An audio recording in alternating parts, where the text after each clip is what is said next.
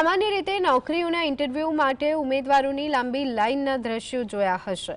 જો કે રાજકોટ મહાનગરપાલિકામાં એક્સ આર્મી મેનની 53 જગ્યાઓ માટે ઇન્ટરવ્યૂ રખાયા હતા, પરંતુ આ જગ્યાઓ માટે એક પણ ઉમેદવાર હાજર રહ્યો નહીં।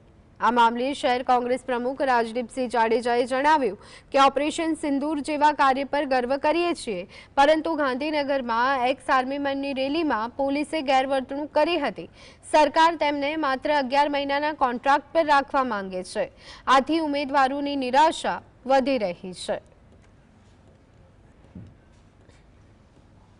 एक्स आर्मी मैन ने जो तमे 11 महीना मासिक कॉन्ट्राक्ट थी तमे राखता हो तो तमे जे एक्स आर्मी मैन छे जेने देशनी रक्षा माटे पोतानुं सर्वोच्च ज्यारे युवानी छे ई देशनी रक्षा माटे आपी दीधी छे तो तमे एना 11 महीना कॉन्ट्राक्ट उपर राखी अने एना उपर एहसान जतावता हो ए वात एवी आर्मी मैन ने लागे छे। એટલે એક પણ एक्स आर्मी मैन महानगरपालिकानी जे जाहेरात देवा छतां पण एक्स आर्मी मैन ત્યાં इंटरव्यू माटे हाजर नहोता।